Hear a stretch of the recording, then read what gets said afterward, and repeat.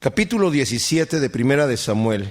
Hemos visto cómo el Señor ha desechado ya a Saúl, que es el primer rey de Israel, el rey que había demandado Israel, y el Señor, como ellos demandaron rey, el Señor le había dicho a Samuel: ellos no te están desechando a ti, porque Samuel estaba muy triste, sino que me están desechando a mí. Así que les voy a poner rey, pero adviérteles que el rey que voy a poner le va a quitar lo mejor de sus tierras, lo mejor de su gente, para hacerlos siervos en el palacio.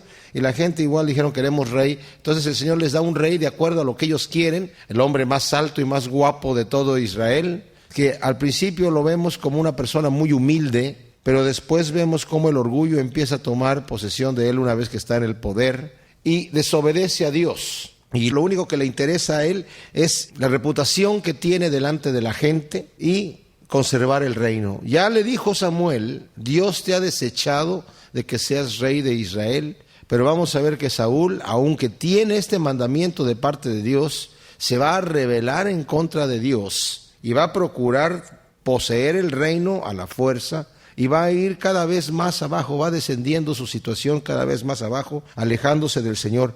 Tristemente nos dice la Escritura que el Espíritu de Dios dejó a Saúl. Qué triste es cuando el Espíritu de Dios abandona a una persona. Y el Espíritu de Dios, cuando llegó Samuel a ungir a David como rey, aunque era un muchacho, el Espíritu de Dios llegó y posó sobre David, de ahí en adelante, todos los días de su vida.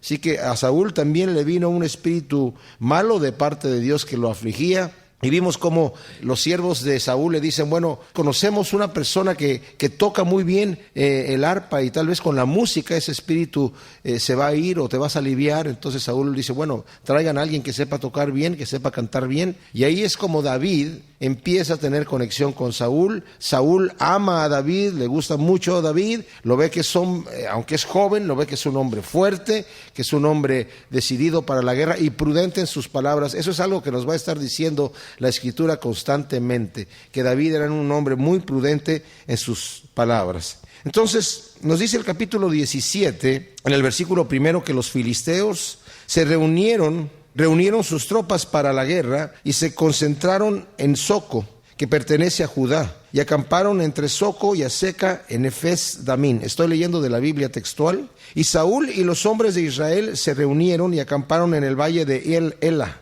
y dispusieron batalla contra los filisteos. Si alguno de ustedes ha estado en Israel, se dará cuenta que este valle de Ela están dos colinas que están separadas por una distancia, digamos, como de unos 200 metros más o menos. Y en ese vallecito pequeño de colina a colina, pero muy largo hacia los lados, hay un arroyo que corre solamente cuando hay lluvias, pero generalmente está seco y lleno de piedritas. Cuando uno va ahí, ve uno el tipo de piedra con el que, vamos a ver, David va a utilizar para matar a Goliat.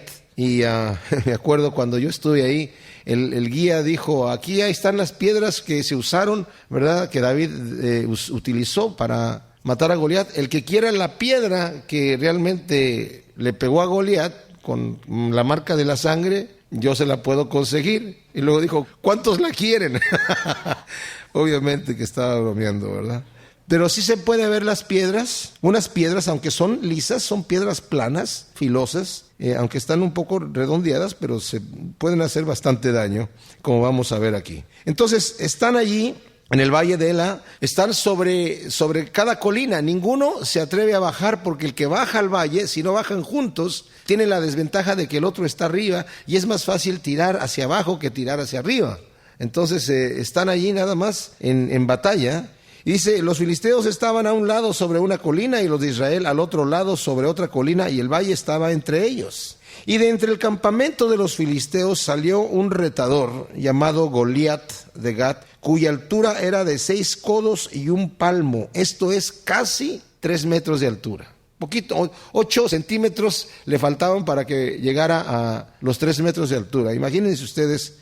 Vimos que había en la antigüedad gigantes de mayor altura, pero en este caso este Goliat es de 3 metros. Llevaba un yelmo de bronce en la cabeza e iba vestido con una cota de malla de bronce que pesaba 5,000 siclos. La cota de malla, que era una malla entretejida, ¿verdad?, para preservarlo de un ataque de una lanza o de un ataque de una espada, que aunque si la lanza era muy fuerte iba a atravesar la malla, pero esta pesaba cerca de 60 kilos. ¿Se imaginan ustedes la fuerza de este hombre para poder caminar con una cota de malla de 60 kilos? Y dice, sobre sus piernas llevaba grebas de hierro, unos protectores sobre las piernas, y una jabalina de bronce entre sus hombros.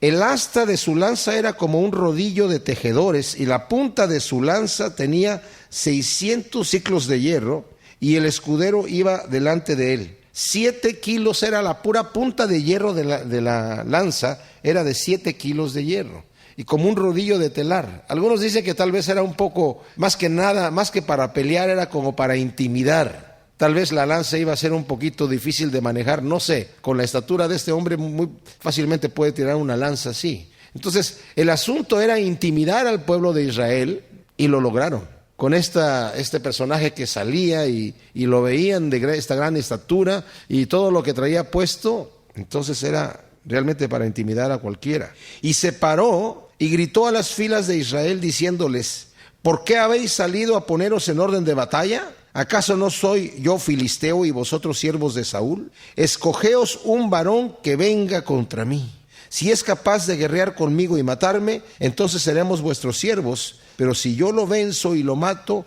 entonces vosotros seréis nuestros siervos y nos serviréis.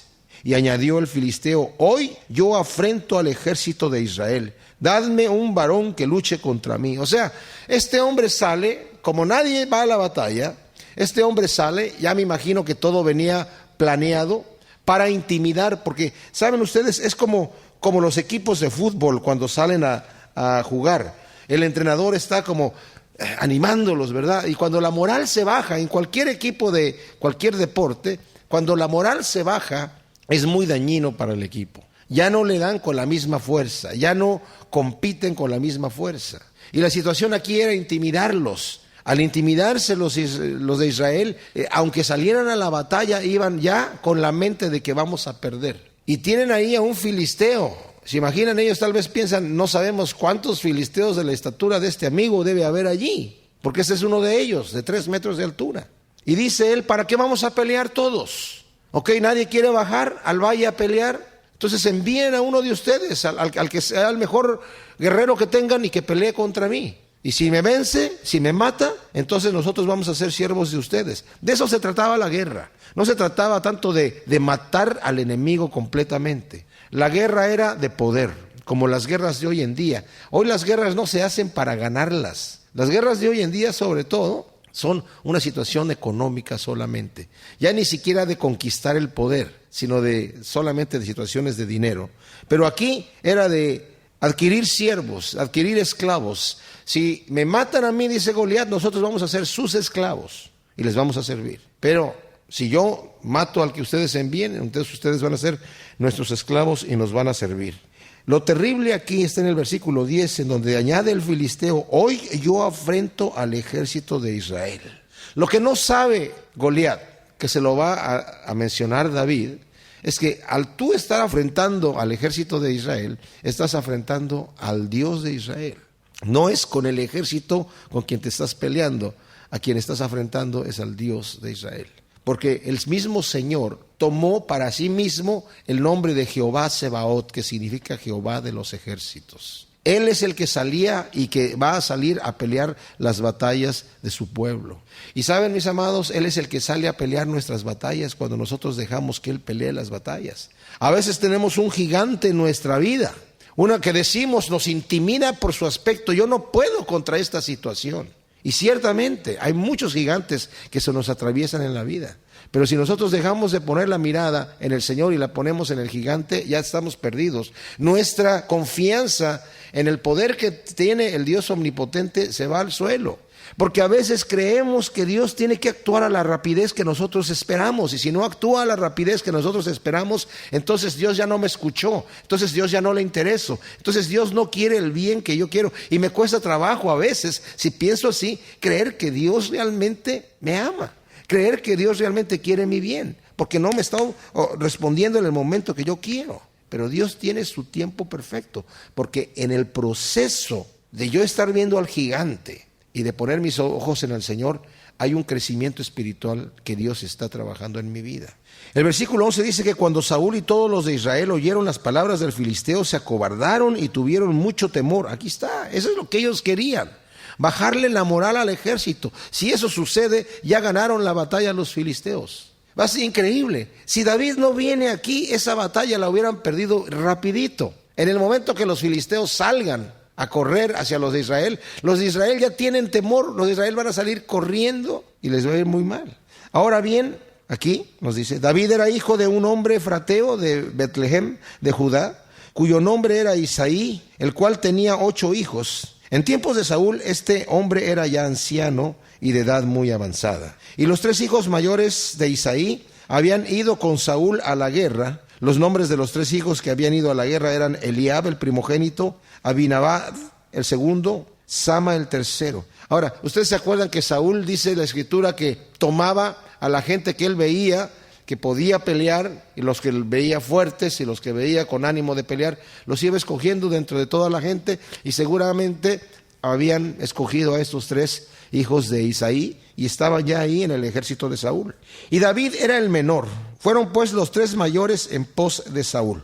Pero David se había apartado de Saúl y había vuelto a apacentar el rebaño de su padre en Betlehem. Ahora, sabemos que David había estado con Saúl tocando mientras este espíritu malo venía, y me imagino que ya llegó el momento donde este espíritu dejó de atormentar a Saúl y ya David no era necesario que estuviese ahí. Entonces, bueno, con permiso, rey, ya no me necesitas, voy a volver a mi padre a seguir apacentando el rebaño que tiene su padre. Y regresó a su casa. Y el filisteo se aproximaba y se plantaba allí mañana y tarde, y así lo hizo durante 40 días. E Isaí dijo a su hijo David, lleva ahora a tus hermanos un efa de este grano tostado y estos 10 panes, y corre, llévaselo a tus hermanos en el campamento. Un efa era como un galón de grano tostado y 10 panes para el campamento. Juntamente con estos 10 quesos de leche para el jefe de 1000, y comprueba si tus hermanos están bien, y toma prenda de ellos. O sea, pídeles algo para yo estar seguro que están bien. El pobre Isaí ya no le creía la palabra a sus hijos, me imagino a David, que están bien. Yo necesito una prenda de cada uno de ellos para realmente estar seguro. Pues Saúl y ellos y todos los hombres de Israel estaban luchando contra los filisteos en el valle de Ela. Y madrugó David a la mañana siguiente, y dejando el rebaño al cuidado de un pastor, cargó y partió, tal como Isaí le había mandado, y llegó al atrinchamiento en momentos en que el ejército estaba saliendo al frente y dando el grito de batalla. Justamente cuando estaban ya tratando así de animarse como los entrenadores a los equipos, vamos a ganar, Es el tipo de grito de batalla que se están animando para ahora sí, no nos van a intimidar, vamos a ganar, el grito de batalla, el grito de guerra, vamos adelante, y salen, ¿y qué pasa? Israel y los filisteos se habían colocado en orden de batalla, ejército contra ejército, y me imagino que se gritaban de uno a otro ahí, los vamos a vencer, los vamos a matar, y allá también les gritaban. Y David dejó su carga junto al guardián del bagaje y corrió al frente de batalla y entró a saludar a sus hermanos. Y cuando conversaba con ellos, he aquí que el retador llamado Goliat, el filisteo natural de Gat, salió de las filas de los filisteos y habló las mismas palabras, y David las oyó. Y todos los hombres de Israel, cuando veían a aquel hombre, huían de él aterrorizados. O sea, después de tanto grito de que ahora sí, no nos va a intimidar, apenas lo veían y oían las palabras que decía, a su tienda regresaban. Y los hombres de Israel se decían, ¿habéis visto a este hombre que sube? Ciertamente sube para afrentar a Israel, y será que el varón que lo mate, el rey lo enriquecerá con grandes riquezas, y le dará su hija, y hará la casa de su padre libre de tributos en Israel. Wow, esto cuando lo escucha David dice, wow. Y preguntó David a los varones que estaban junto a él, diciendo: ¿qué se hará al varón que mate a este filisteo y quite la afrenta de Israel? Porque ¿quién es este filisteo incircunciso para que afrente a los escuadrones del Dios viviente? Y la gente le respondió de aquella manera, diciendo: así se hará al varón que lo mate. Lo mismo, lo que había escuchado, lo vuelve a escuchar de la gente. Pero Eliab, su hermano mayor, lo oyó hablar con aquellos varones, y se encendió la ira de Eliab contra David, y dijo: ¿para qué has venido? ¿Con quién dejaste esas pocas ovejas en el desierto? Yo conozco tu presuntuosidad y la malicia de tu corazón, que has venido para ver la batalla. ¡Qué tremendo! Su hermano le está diciendo: tú eres un depravado, solamente quieres ver que la gente se mate. A eso has venido. No veniste nada más a traernos los panes y traernos el grano tostado. Veniste a ver la batalla. David respondió: ¿qué he hecho yo ahora? ¿No fue solo una pregunta? Y se apartó de su lado hacia otro y preguntó de igual manera, y la gente le respondió lo mismo que antes. O sea, David andaba preguntando a toda la gente: a ver, ¿qué es lo que dice el rey que va a hacer si alguien sale a matar a este hombre? Entonces fueron oídas las palabras dichas por David y se las refirieron a Saúl, quien lo hizo llamar. O sea, lo que oyó Saúl es que hay alguien que está interesado en lo que tú estás prometiendo y dice que él va a salir a matar al filisteo. Entonces lo manda a llamar. Y David dijo a Saúl, fíjense lo que dice David: no desfallezca el corazón de ningún hombre por causa de él. Tu siervo irá y peleará contra ese filisteo. Pero Saúl respondió a David: no podrás ir contra ese filisteo para pelear contra él, porque tú eres un muchacho y él es hombre de guerra desde su juventud. O sea, tú eres muy joven y él desde que es joven ya es hombre de guerra. Pero David respondió a Saúl: tu siervo es pastor de las ovejas de su padre. Y si viene un león o un oso y se lleva algún cordero del rebaño, salgo tras él y lo apaleo y se lo quito de la boca. Y si me ataca, lo agarro por la quijada y lo golpeo hasta matarlo, sea león o sea oso. Tu siervo los ha matado, y este filisteo incircunciso será como uno de ellos, porque ha desafiado los escuadrones del Dios viviente. ¿Saben qué maravilla aquí de David? El corazón que él tiene de pastor. El Señor dijo: yo ya me he buscado un hombre que sea conforme a mi corazón. ¿Y qué dijo Cristo? Yo soy el buen pastor. El buen pastor pone su vida por sus ovejas. Porque yo no sé si yo haría eso. Si yo estoy pastoreando las ovejas de mi padre y llega un león y llega un oso, a lo mejor le tiro otras 3 ovejitas para que se entretenga mientras yo salgo corriendo. No, salía y le agarraba palos al león o al oso, y cuando se volvía a atacar a David, lo tomaba de la quijada y le metía más palos hasta que el león o el oso se morían. ¿Se imaginan ustedes? O sea, cuidado con David, no hay que hacerlo enojar, sobre todo si trae un palo en la mano. Y añadió David: Jehová, quien me ha librado de la garra del león y de la garra del oso, él también me librará de la mano de este filisteo. Entonces Saúl dijo a David: ve, y Jehová sea contigo. O sea, David arriesgaba su vida por sus ovejas y ahora va a arriesgar su vida también para pelear contra este filisteo. Y Saúl hizo vestir a David con sus propias vestiduras y le puso un yelmo de bronce en su cabeza y lo armó de una coraza, y sobre la armadura le ciñó su propia espada. David intentó andar porque nunca había hecho la prueba. Luego dijo David a Saúl: con esto no puedo andar porque no estoy entrenado. Y David echó de sí aquellas cosas. Y tomando su cayado en la mano, o sea, realmente un palo, escogió 5 cantos del arroyo, 5 piedras que estuvieran un poquito afiladas, y los echó al zurrón, el saco pastoril que traía, y empuñando su honda se acercó al filisteo. Y el filisteo caminaba acercándose a David, y su escudero iba delante de él. Yo me imagino que el filisteo lentamente empezó a caminar, pensando: aquí vamos a tener una pelea mano a mano. No le está tirando la lanza a David, porque David también es joven, ágil, y si ve venir la lanza nada más hacia un lado y la lanza cae al otro lado. El filisteo viene a intimidar a David con su gran estatura, y David es un muchacho. Y el filisteo caminaba acercándose a David, y su escudero iba delante de él. Cuando el filisteo miró en derredor y vio a David, lo despreció, porque era un mozalbete, o sea, un jovencito, rubio y bien parecido. Y el filisteo preguntó a David: ¿soy yo acaso un perro para que vengas a mí con palos? Él pensó que con el cayado lo iba a agarrar a palos. Y el filisteo maldijo a David invocando a su Dios, al Dios del filisteo. O sea que a través del Dios del filisteo estaba maldiciendo a David. Y el filisteo dijo a David: ven a mí, que daré tu carne a las aves de los cielos y a las bestias del campo.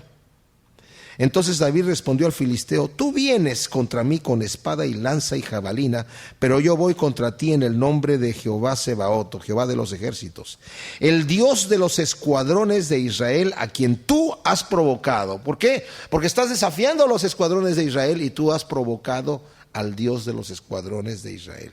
David tenía la perspectiva correcta. Tú estás desafiando a Dios con lo que estás haciendo. Y mis amados, hay muchos gigantes que en nuestra vida también, al desafiarnos, al desafiar nuestra fe delante de Dios, están desafiando a Dios. Y de Él es el que nos debemos de tomar. Hoy Jehová te entregará en mi mano, y yo te heriré y te cortaré la cabeza, y entregaré la carroña del campamento, no solamente tu cuerpo, sino de todo el campamento de los filisteos, a las aves de los cielos y a las bestias de la tierra, para que en toda la tierra se sepa que hay Elohim en Israel. Y toda esta gente sepa que Jehová nos salva con la espada y la lanza, por cuanto esta batalla es de Jehová, y Él os entregará en nuestra mano. Y sucedió que cuando el filisteo se puso en marcha para ir al encuentro de David, se apresuró David a correr hacia la línea de batalla al encuentro del filisteo. Veamos la fe de David y el valor de David. Los otros, cuando veían al filisteo, salían corriendo, y David ve que el filisteo empieza a caminar y después que lo amenaza, David dice: a mí no me vas a amenazar con eso. De hecho, yo soy el que te voy a matar a ti, y voy a dar la carroña tuya y la de todo tu ejército a las aves del cielo. Y cuando el filisteo se apresura para llegar a David, David corre hasta la línea de la batalla. O sea, no tiene ningún temor. Y metiendo David su mano en el zurrón, sacó de allí una piedra y la arrojó con la honda, e hirió al filisteo en la frente, y la piedra quedó hincada en su frente y cayó sobre su rostro en tierra. Así David prevaleció sobre el filisteo con la honda y con la piedra, pues hirió al filisteo y lo mató. Pero no había espada en mano de David, por lo cual corrió David, y poniéndose de pie sobre el filisteo, tomó su espada, la sacó de su vaina y lo mató. O sea, si no estaba totalmente muerto con la piedra, lo terminó de matar ahí, y con ella le cortó la cabeza, y los filisteos, viendo que su paladín había muerto, huyeron. Entonces los hombres de Israel y de Judá se levantaron y gritaron y persiguieron a los filisteos hasta llegar a Gat y a las puertas de Ecrón, y los caídos entre los filisteos yacían por el camino de Saraim hasta Gat y hasta Ecrón. O sea, los filisteos, su moral fue hasta el piso, y es como yo decía, ya estando asustados, viendo que su paladín había caído, ellos empiezan a huir y ya no tienen moral. En ese momento los de Israel, la moral de Israel había subido completamente, porque ya vieron que la mano de Dios estaba con ellos.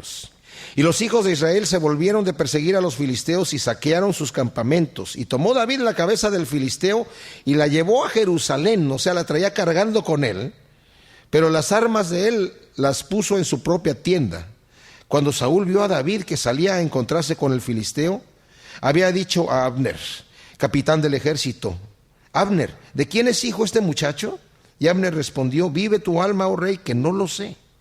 Y el rey le dijo: averigua tú de quién es hijo este muchacho. Y al volver David de matar al filisteo, Abner lo tomó y lo llevó delante de Saúl con la cabeza del filisteo en su mano. O sea, David no soltaba la cabeza. Quién sabe cuánto tiempo la anduvo cargando. Yo creo que hasta que empezó a oler mal dijo: bueno, ya, suficiente. Pero andaba con la cabeza de el filisteo para que supieran que él lo había matado. Y le preguntó Saúl: joven, ¿de quién eres hijo? Y David respondió: soy hijo de tu siervo Isaí de Betlehem. O sea, yo creo que el hecho de que traía la cabeza del filisteo era para que se diera cuenta Saúl: ok, yo lo maté, ahora cumple tu palabra de lo que has prometido al que mate el filisteo. Pero vamos a ver de qué manera Saúl también cumple su palabra y no la cumple. En el capítulo 18 de Primera de Samuel hemos visto ya cómo David ha matado a Goliat por la confianza y la fe que tiene en el Señor. Y esta es una confianza que va a llevar a David realmente a conquistar en el nombre de Dios. Porque muchos reyes poderosos, el mismo Saúl nos dice al final del capítulo 16, que a donde iba conquistaba. Entonces Saúl se hizo famoso entre su pueblo. Vamos a ver que incluso le cantaban un canto las mujeres y decía: Saúl hirió a sus miles, y se ponían a danzar ellas. Entonces Saúl, cada vez que llegaba de la batalla, llegaba con un orgullo tremendo, ¿verdad? Saúl ha matado a sus miles. Y esa pompa que tenía y ese orgullo que tenía le fueron dando cada vez más deseo de arraigarse del reino. Él ya sabía, porque Samuel le había dicho Dios ya te ha desechado y te ha quitado el reino. O sea, tú ya estás aquí gratuitamente. Saúl, en vez de arrepentirse, en vez de pedir perdón, en vez de decir qué puedo hacer para quedar bien con Dios, simple y sencillamente se va a aferrar a quedarse en el reino. Qué triste es cuando Dios a nosotros nos utiliza en una cierta cosa y nos da una responsabilidad para hacer.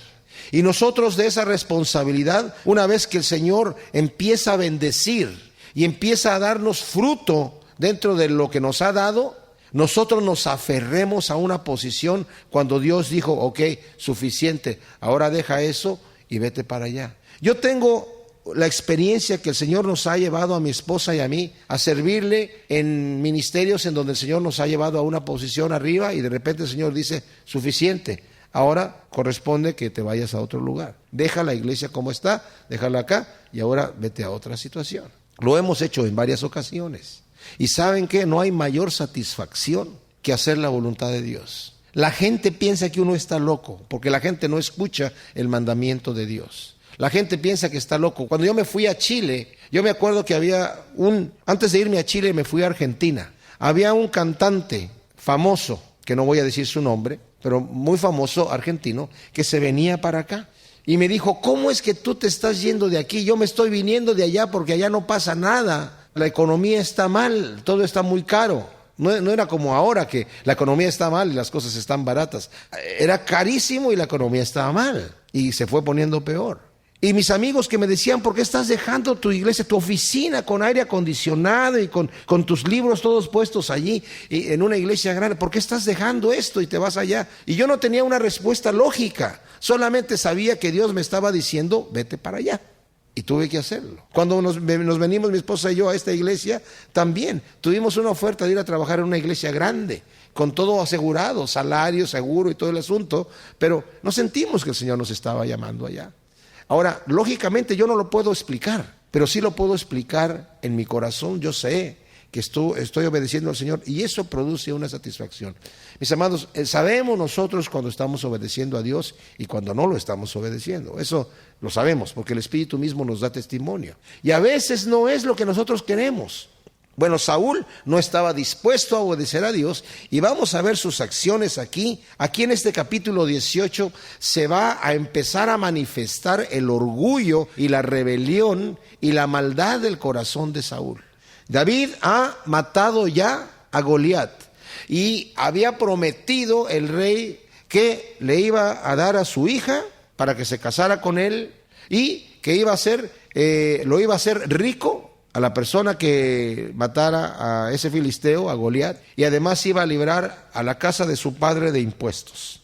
Entonces vimos en el versículo 58 que cuando David llegó delante de Saúl, porque Abner lo trajo, le preguntó Saúl, joven, ¿de quién eres hijo? Y David respondió, soy hijo de tu siervo Isaí de Betlehem. Tal vez era para decir, bueno, aquel hombre ya no le cobren impuestos. Es muy probable que haya cumplido esa parte de su palabra también y que también haya enriquecido a David. Pero cuando habló, nos dice el primer versículo del 18, cuando acabó de hablar a Saúl, aconteció que el alma de Jonatán, que era el hijo de Saúl, quedó ligada al alma de David y Jonatán lo amó como a su propia alma. Ahora, de este versículo, y si quieren darle vuelta a Segunda de Samuel, que está más el libro que sigue, en Segunda de Samuel capítulo 1 y versículo 25 dice, ¿cómo han caído los valientes? Aquí está David llorando la muerte de Jonatán y de Saúl en la batalla, y dice, ¿cómo han caído los valientes en medio de la batalla? Jonatán, herido en tus alturas, ¿cómo sufro por ti, oh Jonatán, hermano mío? ¡Ay! ¿Cómo te quería? Tu amor era para mí más maravilloso que amoríos de mujeres. ¿Cómo han caído los valientes y perecido las armas de guerra? De aquí se han tomado los homosexuales para decir que David y Jonatán eran homosexuales y que tenían relaciones homosexuales. La Biblia no dice eso para nada. En ninguna época en la historia se ha interpretado eso de esa manera hasta nuestros días, cuando han querido, de alguna manera, permitir el pecado del homosexualismo dentro de la iglesia. Me enteré que 2 pastores en una iglesia se casaron. ¿Se imaginan ustedes? 2 hombres se casaron Qué terrible. ¿Y saben qué? Yo creo que cada vez vamos a ver cosas más y más y más tremendas.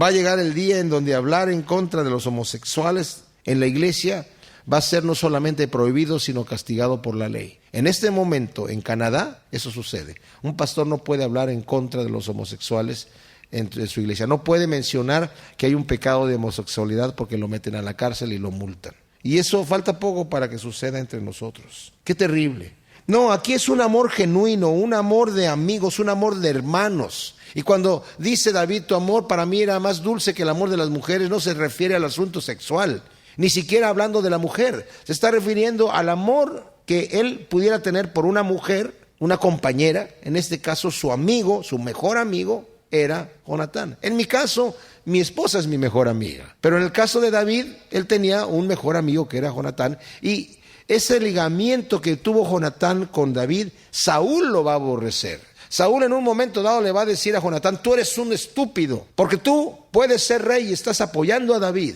Le estás entregando el reino. Y Jonatán tenía un amor sincero, porque Jonatán sí sabía que David era el que Dios había escogido para poner como rey. Pero bueno, Saúl, como dije, va a ir aquí cada vez más abajo. Entonces dice que quedó ligada el alma de David y Jonatán lo amó como a su propia alma. Y aquel día Saúl lo retuvo y no lo dejó volver a la casa de su padre. O sea, Saúl tuvo por lo menos el buen sentido lógico de pensar, este muchachito es un valiente.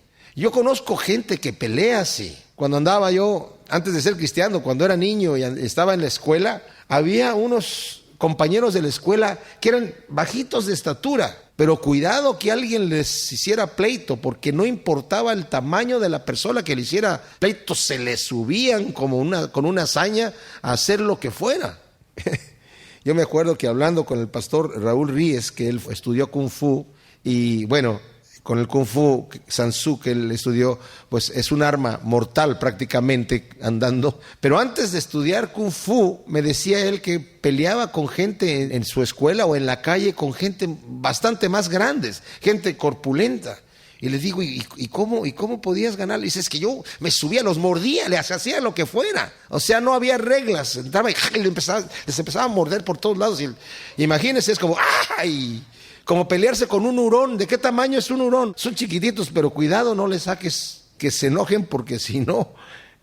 Bueno, entonces David era una persona así, que no tuvo ningún temor del gigante y pues lo retiene Saúl. Y Jonatán concertó un pacto con David porque lo amaba como a su propia alma, y Jonatán se quitó el manto que vestía y se lo dio a David con sus ropas militares, incluyendo su espada, su arco y su talabarte. Imagínense, o sea, lo vistió como si fuera el rey, el hijo del rey. O sea, te voy a dar mi manto de hijo del rey, todo mi equipo militar, que me imagino que la espada de Jonatán era una espada especial, un escudo especial, y toda la indumentaria era algo elegante que lo distinguía como hijo del rey. Se lo dio a David, y a donde quiera lo enviaba Saúl, David salía y se manejaba con prudencia, de modo que Saúl lo puso al mando de los hombres de guerra y fue acepto ante los ojos de todo el pueblo e igualmente ante los ojos de los siervos de Saúl. Pero sucedió, o sea, hasta ahí estaba todo muy bien, a toda la gente le caía bien David, y estaba todo muy bien. A Saúl también, viendo que era un hombre prudente en sus palabras, prudente en su manera de actuar. ¿Cuán importante es eso? Como nos dice en Proverbios, cuida tu lengua, lo que vas a decir, que tus palabras no se apresuren a hablar delante del rey, no te vayas a enlazar con tus palabras, porque la vida y la muerte están en el poder de tu lengua. Este versículo lo toman fuera de contexto aquellos que dicen que todo lo que tú declares te va a suceder. Eso no está diciendo el texto, está diciendo que ten cuidado, sé prudente con tu lengua. Pero David no solamente es prudente con sus palabras, es prudente con sus acciones, que también es importante. Pero sucedió que cuando ellos regresaron, al volver David de la matanza de los filisteos, las mujeres de todas las ciudades de Israel salieron cantando y danzando a recibir al rey Saúl con cánticos de júbilo, panderos e instrumentos musicales, como lo acostumbraban a hacer. Y danzando las mujeres cantaban y decían, Saúl hirió a sus miles. Otra vez, el mismo canto que decían, y Saúl Saúl me imagino que hasta bailaba, danzaba también con el canto de las mujeres, pero le añadieron un verso al canto. Y decía, y David a sus 10,000. Ay, ay, ay. Y Saúl se indignó en gran manera, pues este dicho le pareció malo ante sus ojos y dijo, a David le dan 10,000 y a mí me dan 1,000. No le falta sino el reino. ¡Wow! Aquí empezamos a ver el tremendo orgullo. Bueno, ya lo habíamos visto anteriormente cuando fue supuestamente a destruir a Amalec, que no lo destruyó completamente como el Señor le indicó. Va y se hace un monumento arriba del monte. Saúl. Cuando vimos al inicio de la batalla, cuando fue Jonatán a pelear, él fue el que tocó trompeta, y que se diga en Israel, Saúl ha herido al campamento de los filisteos, y él no movió un dedo, fue su hijo el que lo hizo. Y al final era tal el orgullo que por su hijo haber quebrantado un pacto, un juramento que hizo Saúl bajo maldición, que cualquiera que comiera hasta que los enemigos de Saúl fueran destruidos, iba a ser maldito. Entonces, como no comió el ejército, estaban muy debilitados para la batalla. Y Jonatán dijo, mi padre ha turbado a Israel con ese juramento tan tonto. Pero como Jonatán había comido de la miel que fluía y él no había oído el juramento de su padre estaba dispuesto a matarlo por haber quebrantado el juramento que Saúl hizo. Una cosa terrible. O sea, el orgullo era tal ¿cuán ciego puede estar una persona que no tiene ya el Espíritu de Dios? ¿Cuán ciego puede estar una persona que ya ha abandonado el consejo de Dios y se rebela contra Dios?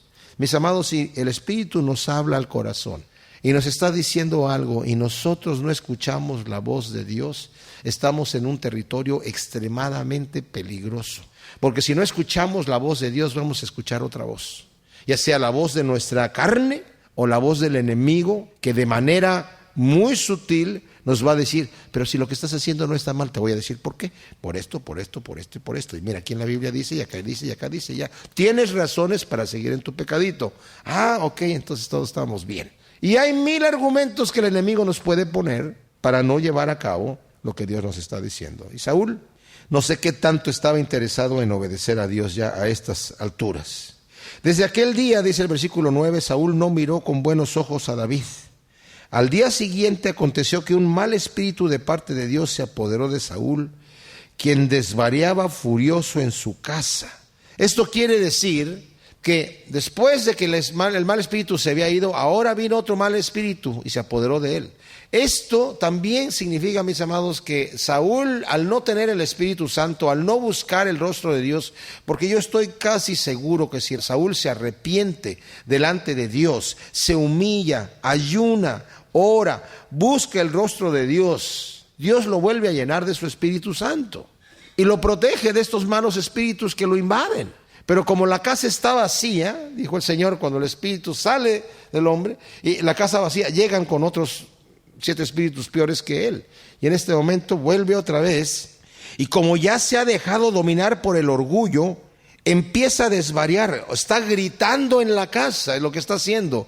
En el palacio está gritando, está maldiciendo, está enojadísimo, caminando, echando humo por la nariz y por los oídos. Y David tañía con su mano como solía hacerlo día a día. Y Saúl tenía su lanza en su mano. O sea, imagínense ustedes, está Saúl hablando, gritando, y David lo ve. Entonces, como solía antes a tocar su arpa para que el espíritu lo dejara. Pero el problema es que ahora Saúl tiene coraje y rabia contra David. Y mientras está hablando, tiene su lanza en su mano y David tocando enfrente de él. Y Saúl arrojó la lanza diciéndose, clavaré a David contra la pared. Pero David lo esquivó 2 veces. O sea, a mí me avientan esa lanza una vez, yo salgo corriendo y hasta luego, Saúl, que Dios te bendiga, ahí nos vemos. Pero David todavía se queda ahí pensando, es que debe ser el espíritu malo, no sé, pero todavía aguanta estar ahí y lo vuelve a esquivar. O sea, realmente Goliat no tenía oportunidad de lanzarle, si estando Saúl ahí de cerca, delante de David, no lo pueden clavar en la pared como lo quiere hacer por la agilidad de David, pues Goliat no hubiera tenido oportunidad tampoco. Y Saúl tuvo temor de David porque Jehová estaba con él y se había apartado de Saúl. Ya este versículo era como para que le cayera la moneda a Saúl. Saúl Dios está con David. ¿Cómo te puedes poner tú en contra de David cuando Dios está con él? Y saben esto, mis amados, a mí me habla el Señor aquí, porque hay ministros que se pelean contra otros ministros por sus iglesias, por sus creencias, porque no piensa como yo pienso, porque está teniendo su iglesia muy cerca de la mía y estas son mis ovejas y no quiero que me las quiten. Y hay gente que se pelea unos con otros, pero yo cuando veo eso digo, bueno, ¿qué no sabemos? Que todos los que estamos sirviendo a Dios somos hijos de Dios, que todos los cristianos somos hijos de Dios. Si Dios lo ama y está con él, ¿quién soy yo para ponerme en contra de él o de ella? ¿Quién soy yo? ¿Superior a Dios? Y Saúl se da cuenta que Dios está con David, pero aún así no lo ve con buenos ojos. Si Dios lo ve con buenos ojos, más vale que yo también lo vea con buenos ojos. Debo tener temor en esta forma. Por tanto, Saúl lo apartó de su presencia y lo designó jefe de 1000 hombres. Y él salía y entraba al frente de la tropa, y en todos sus caminos David se conducía prudentemente y Jehová estaba con él. Y al ver Saúl que él procedía con gran prudencia, tuvo temor a causa de él. O sea, tiene ahora temor porque David es prudente, porque David hace las cosas rectamente. Eso al enemigo no le gusta, y a los que son amigos del enemigo, o como yo diría, hijos del diablo, no les gusta cuando ven la justicia que nosotros hacemos. Cuando nosotros practicamos la justicia delante del mundo, va a haber dos reacciones. Aquellos que van a decir, Dios está con él o con ella, y yo quiero ese Dios, yo quiero ese Jesús. O aquellos que sabiendo que Dios está con uno, se rebelan y se enojan por ver las acciones que hacemos nosotros de justicia. Y esa es la condición de Saúl. Y al ver Saúl que él procedía con gran prudencia, tuvo temor a causa de él. Pero todo Israel y Judá amaban a David, porque él salía y entraba en presencia de ellos. Y Saúl dijo a David, he aquí a Merab mi hija mayor. Fíjense la promesa que le está diciendo Saúl. He aquí mi hija mayor, que es Merab, a ella te la daré por mujer con tal que me seas un guerrero valiente peleando las batallas de Jehová. Por cuanto Saúl se decía, que mi mano no sea contra él, sino la mano de los filisteos sea contra él. O sea, Saúl está diciendo, lo voy a enviar a la guerra para que lo maten, y le voy a prometer, mi hija, la mayor, mi hija Merab, va a ser tu esposa, siempre y cuando tú pelees las batallas. Respondió David a Saúl, ¿quién soy yo? ¿Y qué es mi vida o la familia de mi padre en Israel para que yo sea yerno del rey? O sea, todavía con humildad. Pero sucedió que llegando el momento de entregar a Merab, hija de Saúl, a David, ella fue entregada por mujer a Adriel Meholanita. Wow. Quebrantó ahí su palabra. Se la dio a otro hombre. Tal vez Adriel dio una muy gran dote por la mujer y Saúl dijo, se la doy a él. Y Mical, hija de Saúl, amaba a David y se lo refirieron a Saúl y le pareció bien el asunto. Pero ¿saben por qué le pareció bien? Porque le va a utilizar como trampa. Y Saúl se dijo, se la daré para que ella le sea por lazo o por trampa, y la mano de los filisteos sea contra él. Por lo cual dijo Saúl a David por segunda vez, hoy serás mi yerno. Y ordenó Saúl a sus siervos, hablad discretamente a David y decidle, he aquí el rey se complace en ti y todos sus siervos te aman, hazte pues yerno del rey. Y los siervos de Saúl hablaron estas palabras a oídos de David. Y respondió David, ¿os parece cosa sencilla a vosotros hacerse yerno del rey? Yo soy un hombre pobre y de baja condición. O sea, no tengo dinero para la dote. Y le refirieron esto a Saúl sus siervos, diciéndole, David ha hablado conforme a estas palabras. Y dijo Saúl, así diréis a David, no desea el rey dote alguno, sino en 100 prepucios de filisteos para ser vengado de los enemigos del rey. Pues Saúl deseaba hacer caer David en manos de los filisteos. O sea, el rey no quiere dote, solamente quiere que tú le entregues 100 prepucios de los filisteos. Uf. Y cuando sus siervos dijeron a David tales palabras, agradó a David ser yerno del rey. Y antes que el plazo se cumpliera, se levantó David y partió con sus hombres y mató a 200 varones de los filisteos. Luego David llevó sus prepucios y los entregó todos al rey para poder ser yerno del rey, y Saúl le dio por mujer a su hija Mical. Wow. O sea, no solamente le llevó 100, sino le llevó 200. Yo no sé qué tuvo más valor, qué acción tuvo más valor, si matar a los 200 filisteos o recoger los prepucios de los 200 filisteos. Pero David dijo, bueno, si eso quiere el rey, por alguna razón que la quiera, ahí están. Y David le preguntó a Saúl, ¿qué vas a hacer con esos dos? No es cierto, no, ese versículo no está aquí. Perdone mi señor el rey la pregunta, pero ¿para qué quiere usted esos prepucios? Al ver esto, Saúl comprendió que Jehová estaba con David y Mical, hija de Saúl, lo amaba. Y aumentó el temor de Saúl hacia David y Saúl fue hostil a David todos los días. O sea, aumentó el temor de Saúl, pero aún así, no se da por vencido a decir, Señor, haz de mí lo que tú quieras. Él todavía dice, ahora va a ser hostil a David todos los días. Y los príncipes de los filisteos continuaron saliendo a la guerra y sucedía que cada vez que lo hacían, David actuaba en las batallas mejor que cualquiera de los siervos de Saúl, de modo que su nombre llegó a cobrar mucha fama. Esto no le va a traer nada bueno a David, que debía haber sido. David está actuando con un corazón puro, con prudencia y obedeciendo al rey. Y lo que el rey le pide, se lo da. Pero Saúl tiene envidia, ya sabe, está calculando, este debe ser el que Dios ha escogido para quitarme el reino. La gente está a su favor. Ya las mujeres están cantando, David mató a sus 10,000, pero Saúl solamente sus 1,000. ¡Wow! Y ahora el pueblo todo entero va con él. Pobre David, va a aprender lecciones fuertes, pero lecciones que le van a servir más adelante para que todavía pueda ser el rey conforme al corazón de Dios. Padre, te damos gracias por tu palabra. Te pedimos que podamos nosotros aprender tanto de la desobediencia de Saúl como de la obediencia e integridad de David, para que sepamos imitar, Señor, a David, siendo prudentes, valientes y sobre todo confiando completamente en que tú tienes, Señor, la solución, la respuesta y la victoria a todos los problemas. Y aunque se nos levanten gigantes delante de nosotros, Señor, saber que tú ya los has vencido. No es nuestra destreza, no fue la destreza de David al tirar esa piedra, sino tu mano que guió esa piedra y la encajó en la cabeza del gigante. Y confiamos que tú destruirás todo gigante que se levante en contra nuestra, porque ¿quién, Señor, podrá levantarse en contra de nosotros si Dios es por nosotros? ¿Quién contra nosotros? Gracias te damos, Señor, en nombre de Cristo Jesús. Amén.